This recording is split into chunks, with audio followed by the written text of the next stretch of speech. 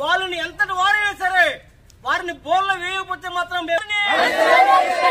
విగ్రహం దోషం చేసిన అంబేద్కర్ ప్రపంచం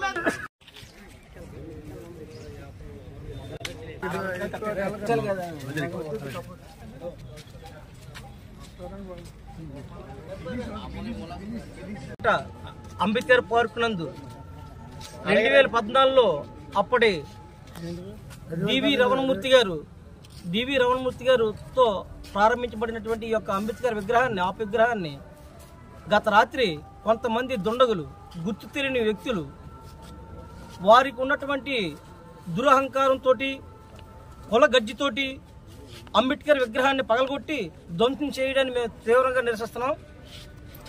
వారిని పట్టుకొని వారు ఎంతటి వారైనా పర్లేదు, ఏ కులం వారైనా పర్లేదు, వారిని శిక్షించే వరకు కూడా మేము ఈ నిరసన ఇక్కడ వ్యక్తం చేస్తూనే ఉంటాము. ఎందుకంటే వాళ్ళకి ఎవరైతే ఈ విగ్రహం ధ్వంసం చేశారో వాళ్ళకి కులం మీద ఉన్నటువంటి గజ్జి, కులం మీద ఉన్నటువంటి వాళ్ళకి ఎస్సీ కులం మీద ఉన్నటువంటి ఒక దురుద్దేశం, వాళ్ళకి భారత రాజ్యాంగాన్ని నిర్మించినటువంటి నిర్మాత విగ్రహాన్ని పగలగొట్టాడంటే వాడు మూర్ఖుడా లేకపోతే వాడు వెధవ తెలియటం లేదు. మరి వాడు మూర్ఖుడైనా పర్లేదు, తెలివైనడైనా పర్లేదు, దద్దమైనా పర్లేదు, విగ్రహం జోలికి వచ్చిన వాడిని చట్టపరమైన చర్యలు తీసుకుంటారని చెప్పేసి మరి పోలీసు వారు కోరడం జరుగుతుంది. జై భీమ్లు ఈరోజు చాలా దురదృష్టకరం.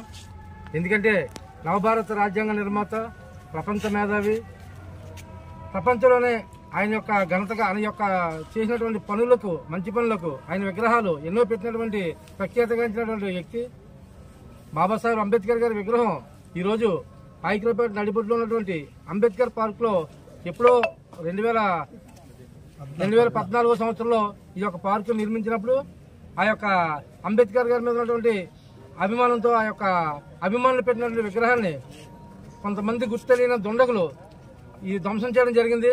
ఈ యొక్క దీన్ని మేము తీవ్రంగా ఖండిస్తాం, దళిత సంఘాల తరఫున, మా దళిత నాయకుల తరఫున. ఎందుకంటే అది ఈ యొక్క దుశ్చర్య, మేము దీన్ని తీవ్రంగా ఖండిస్తున్నాం.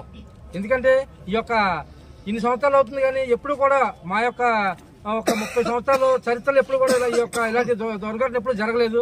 అలాంటిది ఈరోజు అంబేద్కర్ విగ్రహాన్ని ధ్వంసం చేయడం అనేది మేము చాలా తీవ్రంగా ఖండిస్తూ మా దళిత సంఘాల తరఫున మేము ఒకటే విన్నవించుకుంటున్నాం. దయించి మీరు ఎవరైనా సరే ఇలాంటి దుశ్చర్యలు పాల్గొనొద్దు.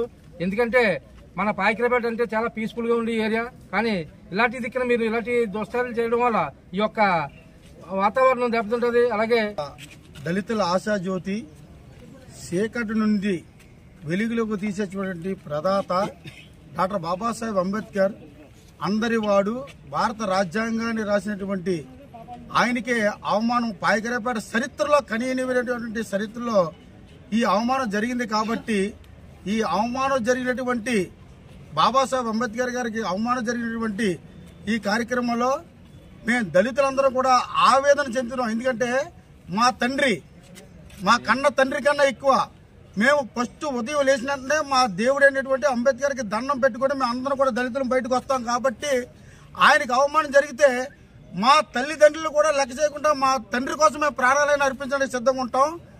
ఇప్పుడు వెంటనే ఎవరైతే ఈ అంబేద్కర్కి ఆయనకి అవమానం చేశారో వారిని తక్షణమే ఉరి తీయకపోతే ఖబర్దార్ మేము ప్రాణ త్యాగానికైనా సిద్ధం ఉంటాం. ఎవడైనా సరే వదిలిపెట్టే ప్రసక్తి లేదని చెప్పేసి దళిత సంఘాల మొత్తం మా దళితులు ఓన్లీ ఎస్సీ మాల ఇక్కడే కొన్ని కులాలను విభజించి పాలిస్తున్నారు కొంతమంది నాయకులు. కానీ మేము మాలలో మాత్రం, ప్రత్యేకించి మేము మాలలో మాత్రం మా దేవుడి కోసం మేము ప్రాణానికైనా